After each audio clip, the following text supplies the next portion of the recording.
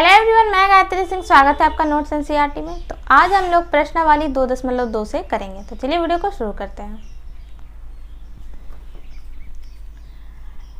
जैसे कि पहला सवाल क्या है हमारा, योग सक्रिय किए बिना योगफल ज्ञात कीजिए। ठीक है, हमें योगफल ज्ञात करना है।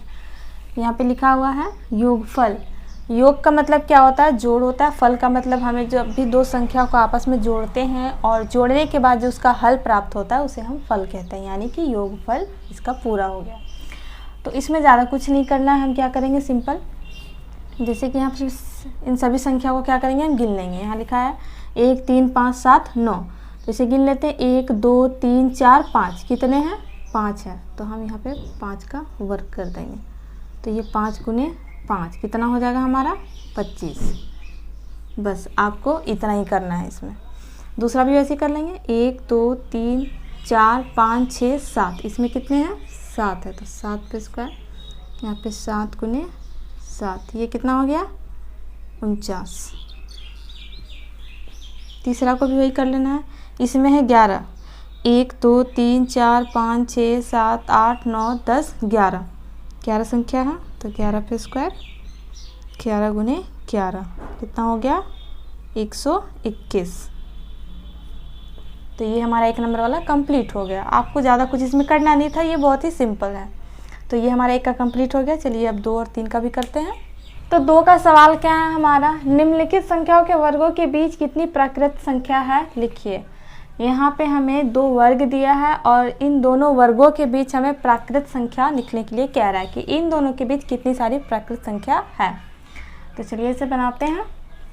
जैसे पे यहाँ पे लिखा हुआ है 43 और 44, वर्ग कह रहा है तो पहले हम इसे वर्ग की तरह लिख लेंगे। 43 पे स्क्वायर और 44 पे स्क्वायर।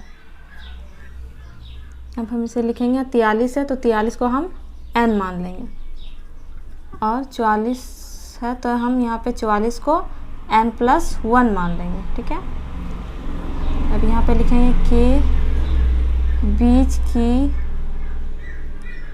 कुल संख्या बराबर 2n है, जहाँ n बराबर कितना है हमारा?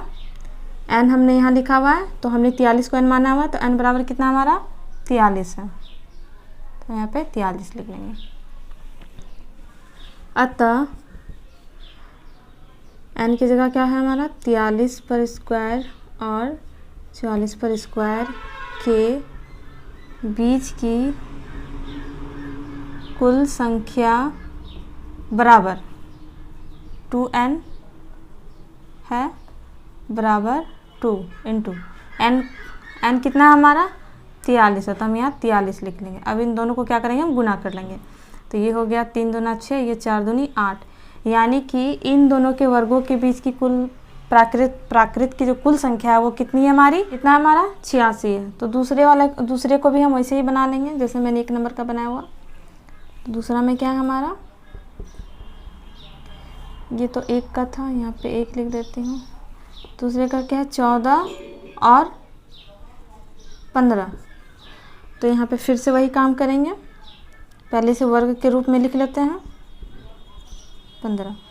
अब हम यहाँ पे 14 की जगह क्या मान लेंगे? n मान लेंगे और 15 की जगह क्या मान लेंगे? n+1 मान लेंगे। अब लिखेंगे के बीच की कुल संख्या बराबर 2n है, जहाँ n बराबर कितना है हमारा? 14 है। फिर से लिखेंगे यहाँ पे, अतः n कितना है हमारे यहाँ पे? 14 पर स्क्वायर है और 15 पर स्क्वायर के बीच की कुल संख्या बराबर 2n है, बराबर यहाँ पे 2 है इंटू n क्या है हमारा? n कितना रखा हमने? 14 पे 14 लिख लेते हैं। अब ये 14 दूनी 28, तो ये इसका आंसर कितना हो गया? 28। ये आपके बुक में दिया गया है। तो ये मैंने क्लास 8 का जो है बुक से जो ये बनाया है, आप पीछे पेज में पलट के देखें, इस तरह से बनाया गया है, तो आप बुक में भी देख करके इसे बना सकते हैं। ठीक है, तो ये हमारा 1 और 2 का हो गया। चलिए 3 का करते हैं। तीसरे पे क्या है हमारा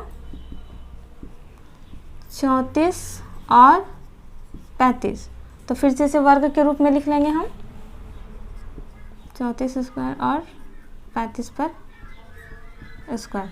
अब 34 को हम क्या मान लेंगे, n मान लेंगे, और 35 को क्या मान लेंगे, n+1 मान लेंगे, के बीच की कुल संख्या बराबर 2n है, जहाँ n कितना है हमारा 34 है, जहाँ n कितना है 34 है, सॉरी यहाँ पे n बराबर 34 है। अतः कितना है यहाँ n, तो हमारा 34 है और 35 है, के बीच की कुल संख्या बराबर 2n है। अब हम यहाँ पे लिखेंगे 2 गुने n, कितना है हमारा 34, तो यहाँ पे 34 लिख लेंगे। अब इसे गुना कर लेंगे, 4 दूनी 8 और 3 दूना 6, इसका कितना है आंसर हमारा 68 आया। यानी कि इन दोनों के बीच की जो प्राकृत संख्या है वो कितनी है 68 है। ठीक है, तो ये हमारा 2 नंबर का कंप्लीट हो गया है। तो चलिए अब 3 नंबर का भी कर लेते हैं। तीसरे नंबर का सवाल क्या है हमारा, निम्नलिखित संख्याओं को 2 क्रमागत पूर्णांकों के योग के रूप में लिखिए। हमें कह रहा है यहाँ पे 2 क्रमागत यानी कि हमें 2 क्रमागत यानी पूर्णांक संख्या जो योग है उसे हमें 2 क्रमागत यानी कि लगातार लिखना है, जैसे कि 1 2 3 4 5 इस तरह से बढ़ते क्रम में जो होते हैं उस तरह से। तो यहाँ पे जैसे दिया गया है 23 पर स्क्वायर, तो यहाँ पे जैसे हम इसे लिखेंगे 23 पर स्क्वायर, तो इसे हम कितने बार गुना करेंगे 2 बार गुना करेंगे, यानी कि 23 गुने 23। तो इसे गुना करके कितना आएगा हमारा, तो इसे गुना करके आएगा हमारा 529। अब क्या करना है, इसे 2 क्रमागत तो यानी कि लगातार हमें 2 क्रमागत संख्या लिखनी है। तो इसे क्या करेंगे, हम 2 से भाग दे देंगे, क्योंकि 2 कह रहा है तो हम इसे 2 से ही भाग देंगे, किसी और संख्या से भाग नहीं देंगे। तो जैसे यहाँ पे हम भाग दे देते हैं 2 से, यहाँ पे है 529 को 2 से भाग दे देते हैं। तो ये 2 दूना 4, 5 में 4 गया 1, ये 2 उतारा मैंने, 2 छक 12, ये कट गए, ये बच गया हमारा 9। तो ये हो गया 2 चौके 8, 1 कितना हो गया, ये हमारा 1 जो है वो शेष बच गया। तो इसे अभी हम रहने देंगे, 2 क्रमागत लिखने बोला है तो हम जब लिखेंगे तब इसका काम करेंगे। तो जैसे हमारा यहाँ पे कितना आया भाग करके 264 आया, तो हम यहाँ पे लिख लेंगे 264 प्लस, अब 64 के बाद क्या आता है हमारा 65 आता है, यानी 264 है तो यहाँ पे 265 लिख दिए। और ये जो एक हमने ये जो हमारा 1 शेष बचा था हमने इसमें क्या किया, जोड़ दिया। यहाँ पे जैसे 64 था तो 1 जोड़ के हमने क्या कर दिया 65 कर दिया। तो इस तरह से ये बनेगा। दूसरा भी हमें वैसे ही बनाना है। दूसरा क्या है 15, तो जैसे यहाँ पे 15 लिखा हुआ है तो हम इसका कैसे करेंगे, फिर 15 इसे हम लिख लेते हैं यहाँ पे 15 गुने 15। तो 15 को 15 से गुना करेंगे, कितना आएगा हमारा 225। अब फिर से क्या करेंगे, हम इसे 2 से भाग दे देंगे। तो यहाँ पे जैसे 225 को हम 2 से फिर से भाग दे देते हैं। तो यहाँ पे 2 एकम 2, ये कट गया, फिर से 2, फिर 2 एकम 2, ये कट गया। अब हम यहाँ पे 5 उतारेंगे, 2 दूने 4, फिर से 1 कितना हुआ हमारा, 1 क्या हुआ शेष बच गया। यहाँ पे कितना आया हमारा 112 आया। तो हम यहाँ पे लिख लेंगे 112 प्लस 12 के बाद क्या होता है 113। अगर आपको लग रहा है कि कहीं कोई दिक्कत है तो आप इसे फिर से जोड़ के देख ले। जैसे 112 और 113 को जोड़ के देखें, ये 225 ही आएगा। मैं यहाँ पे जोड़ के दिखा देती हूँ आपको, 112 और 113, ये 3 2 5, ये 2 और 2, ये देखिए जोड़ के कितना है हमारा 225 आया। तो क्रमागत में लिखना था इसलिए हमने 112 और 113 लिखा। अब तीसरे का क्या है हमारा, तीसरे पे हमारा 19। तो फिर से इसे कर लेंगे 19 गुने 19। तो 19 और 19 को गुना करेंगे तो कितना आएगा हमारा 361 आएगा। अब इसे क्या करेंगे, फिर 2 से भाग दे देंगे 361 को। तो चलिए इसे भी भाग दे देते हैं 361 को 2 से। तो ये 2 एकम 2, ये 1 बचा, ये 6 उतरा।